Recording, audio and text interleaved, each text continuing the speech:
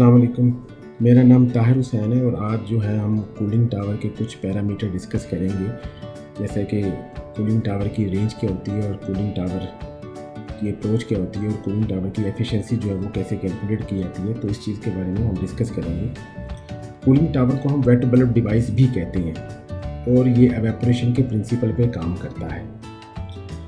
Cooling tower जो है वो बहुत ही एक इम्पॉर्टेंट पार्ट है हमारे जो भी प्रोसेस प्लांट और पावर प्लांट में इस्तेमाल होता है।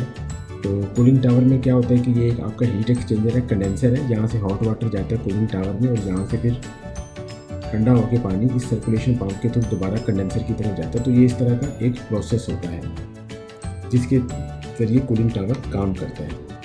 तो पहले हम देखेंगे कि कूलिंग टावर की जो परफॉर्मेंस है उसको हम कैसे मेजर करते हैं। तो उसकी परफॉर्मेंस को मेजर करने के लिए हमें कुछ इंस्ट्रूमेंट चाहिए होते हैं और हमें कुछ पैरामीटर मालूम करने होते हैं, जैसे कि ड्राई बल्ब टेम्परेचर एयर का क्या है, वेट बल्ब टेम्परेचर क्या है, cooling tower inlet water temperature, ये इनलेट वाटर टेम्परेचर है, ये क्या है, कूलिंग वाटर आउटलेट टेम्परेचर क्या है, और एयर जो एंटर हो रही है कूलिंग टावर के अंदर लूवर्स के उसका वेट बल्ब टेम्परेचर क्या है, एग्जॉस्ट एयर टेम्परेचर, वाटर जो सर्कुलेट कर रहा है उसका फ्लो रेट क्या है, एयर फ्लो रेट क्या है। तो ये कुछ पैरामीटर्स हैं जो हमने मालूम करने होते हैं उसकी परफॉर्मेंस चेक करने के लिए। अब पहले हम डिस्कस करेंगे कि कूलिंग टावर की रेंज क्या होती है। कूलिंग टावर की जो रेंज होती है उसका फार्मूला ये है कि कूलिंग टावर के अंदर जो पानी इनलेट जो कूलिंग टावर के अंदर गर्म पानी जा रहा है वो और उसका माइनस कूलिंग टावर से जो पानी ठंडा होकर बाहर निकल रहा है। अगर हम ये देखें कि ये कूलिंग टावर के अंदर पानी जा रहा है, ये गर्म पानी कूलिंग टावर के अंदर एंटर हो रहा है और ये कूलिंग टावर से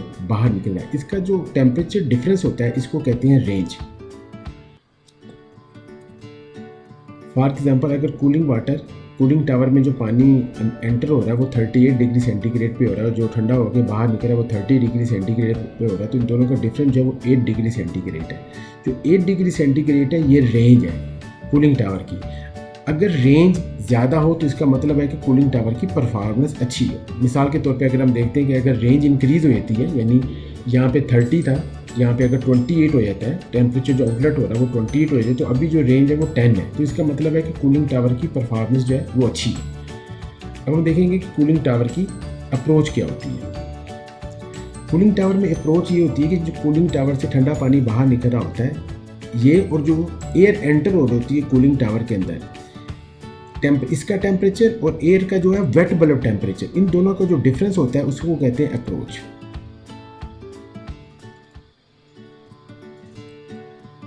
तो हम देखेंगे कि मिसाल के तौर पे कूलिंग टावर के अंदर जो पानी जो ठंडा होकर बाहर निकल रहा है वो 30 डिग्री सेंटीग्रेड है और एयर जो एंटर हो रही है उसका वेट बल्ब टेम्परेचर जो 26 है। तो अभी अप्रोच जो है वो हमारी 4 डिग्री जो है वो हमारी अप्रोच है।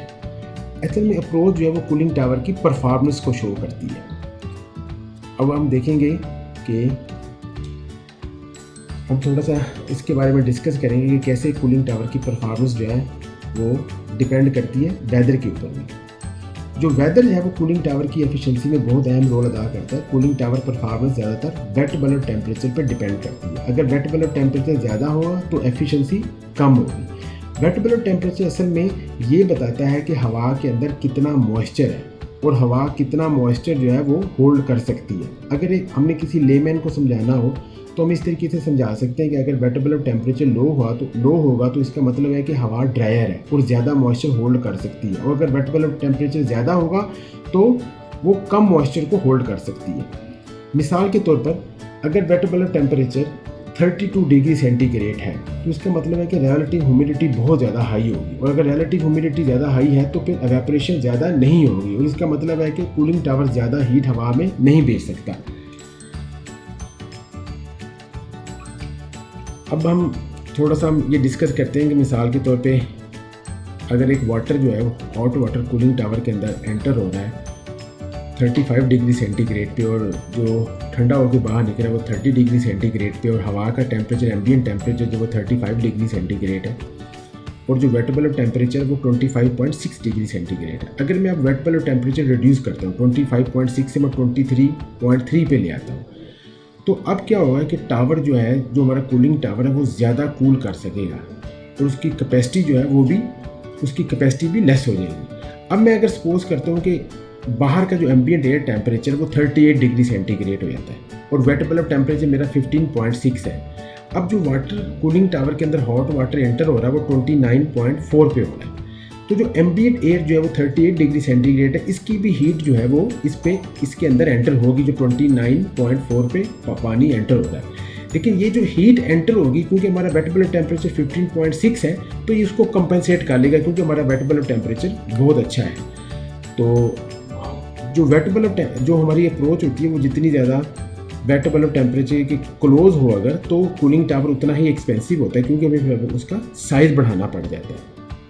हम देखते हैं कि कूलिंग टावर की एफिशिएंसी को कैसे कैलकुलेट करते हैं। अब हमने पहले देख लिया कि रेंज को कैसे कैलकुलेट करते हैं। रेंज जो होती है वो water inlet in the cooling tower hot water और माइनस कोल्ड वाटर, और अप्रोच थी कि कोल्ड वाटर माइनस जो वेट बल्ब टेम्परेचर एयर उसका डिफरेंस है। तो इस रेशो में हम कूलिंग टावर की एफिशिएंसी निकालते हैं। तो कूलिंग टावर की एफिशिएंसी निकालने के लिए रेंज और अप्रोच जो है ये दोनों जो है वो बहुत मेन फैक्टर्स हैं।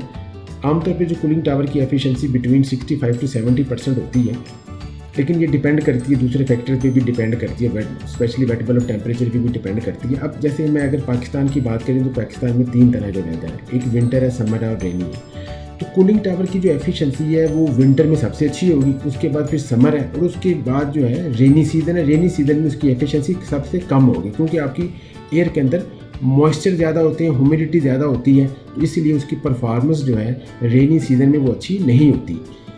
तो मैं उम्मीद करता हूँ कि ये वीडियो आपको पसंद आई होगी, आप रेंज, अप्रोच और कूलिंग टावर की एफिशिएंसी के बारे में समझ गए होंगे। Thank you very much.